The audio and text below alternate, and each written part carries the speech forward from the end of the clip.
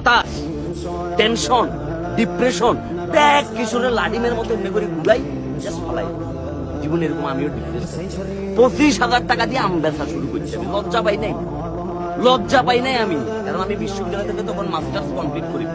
আমার ভিতর বিন্দুমাত্র হীনমন্যতা ছিল না। আমার শুধু একটাই টার্গেট ছিল যে সৎভাবে আমি কিছুটা করি যাবো। তোমরা যারা ভিডিওটা দেখতেছো, এই যে এমবির টাকা এটা নষ্ট করি, ভালো কিছু করো, একটা ভালো কাজ করো। এই যে কথাগুলো হয়তো কারো কাজে লাগবো কিংবা কারো কাজে লাগবে না, এটা সত্য কথা বলি। দিন শেষে যখন তোমার অবস্থান থাকতো না, তোমার কোনো পজিশন থাকতো না, তোমার কাছে টাকা থাকতো না, তোমার সমাজে কি প্রতিপত্তি থাকতো না, শুধু শেফালি নো, শেফালির মা বোন সবকিছু তোমার ছাড়ি তুলে দেবে। আর দিন শেষে তুমি যখন তোমার যোগ্যতা দিয়ে অর্জন করি দেখাবে, তখন তোমার কালা চেহারা, তোমার ট্রাক ড্রাইভারের চেহারা, তোমার হকারের চেহারা, তোমার মনে করো যে কিয়া বা চুখান মার্কার চেহারা, সবাই এটার ভিতরে শুনবে। দিন শেষে যোগ্যতা ম্যাটার, দিন শেষে ট্যালেন্ট ম্যাটার, দিন শেষে পরিশ্রম ম্যাটার। সুতরাং পরিশ্রমটা করি, হতাশ হবার কিচ্ছু নাই। এবং আমি যখন এখন সকালবেলা ঘুম থেকে উঠে ব্রাশ করার জন্য আয়নার সামনে দাঁড়াই, আমার কাছে মনে হয় যে আমি পৃথিবীর সবচাইতে সুদর্শন পুরুষ।